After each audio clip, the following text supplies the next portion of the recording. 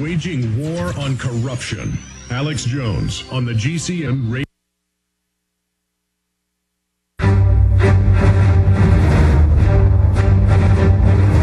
Big Brother, mainstream media, government cover-ups.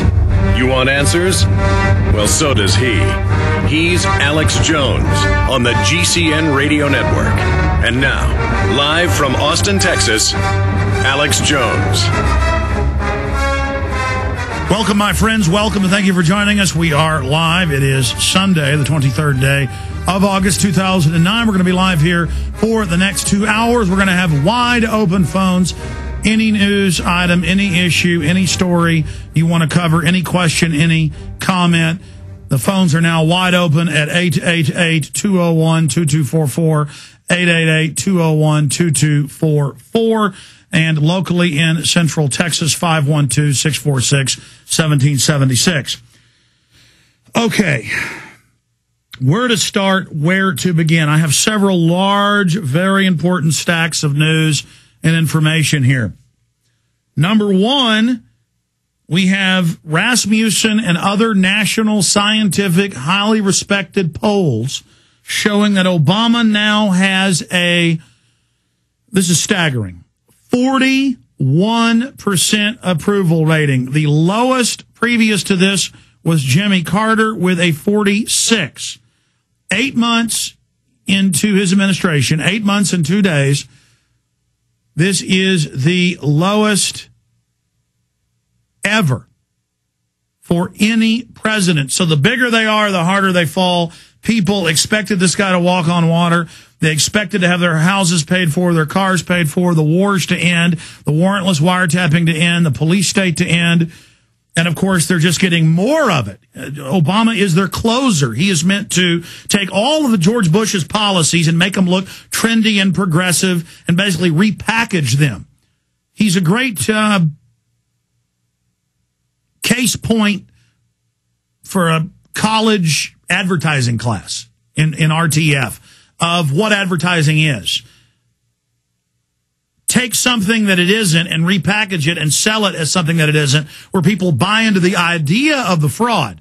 But when you're losing your job, losing your house, losing your country, losing your future, all the slick teleprompters, all the Harvard lawyer-trained speech, all the fancy suits, it means nothing. Reality is beginning to set in on the propaganda of Barack H. Obama. So we're going to talk about that today. Also, more congressmen, more governors coming out saying they don't want martial law under the staged flu pandemic coming up in just a few months that the media has been hyping. And we keep seeing stories about Miami Dolphins getting it and baseball teams getting it, tailor-made to hype the fear. And then weeks later, it always comes out they didn't really have the dreaded swine flu. And remember, you've had less than 2,000 deaths worldwide, less than 200 here in the U.S., but the media is acting like it's the end of the world when your normal flu every year kills almost 500,000 people worldwide, 36,500, close to 37,000 people in the U.S. alone. What is going to happen when the regular flu season hits and tens of thousands die?